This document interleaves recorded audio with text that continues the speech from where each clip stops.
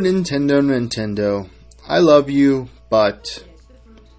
So as I mentioned a few weeks back on the Nintendo Livecast, Nintendo filed a lawsuit against LoveRoms.com, which forced them to shut down. And now that has sent a chilling effect across the emulation community, with EMU Paradise shutting its doors after 18 years.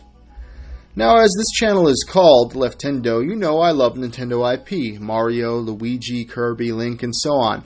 And I believe they consistently release high-quality games that put other AAA developers to shame.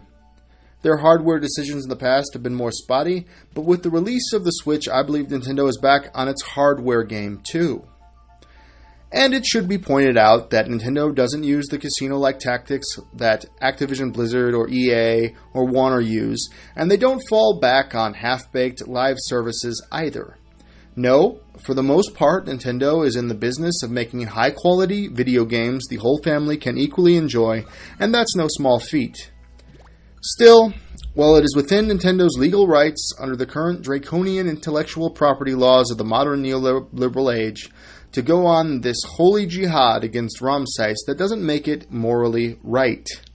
There are many reasons for this, but not the least of which is that there is no other means by which many thousands, if not tens of thousands of games can be had other than as ROMs. I don't give a fuck what Roger Ebert said, God rest his soul, of course. Video games are an art form.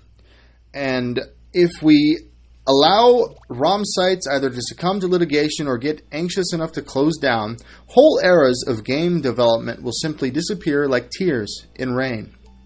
But even if you don't care about preserving gaming history, from a purely consumerist perspective, it's worth considering that in this era, Nintendo themselves have created a higher demand for the availability of ROMs than previous. The Nintendo Switch, as the most powerful handheld ever made, seems the perfect home for Nintendo's impressive backlog, and yet no virtual console exists, and Nintendo has repeatedly stated no virtual console is planned either. One could look at this situation and guess that Nintendo intends to have their online service replace the virtual console as a sort of live streaming Netflix of retro games. But even if that's the case, the selection will be limited, only 20 NES games to start, and when the Switch has reached the end of its life cycle, that service will become vaporware. Again, gaming history is lost, possibly forever.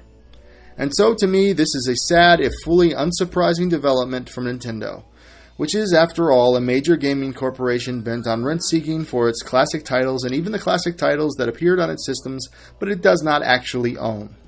It doesn't matter how short-sighted it is, all that matters is that, in this instance, they're going to make more cold, hard cash.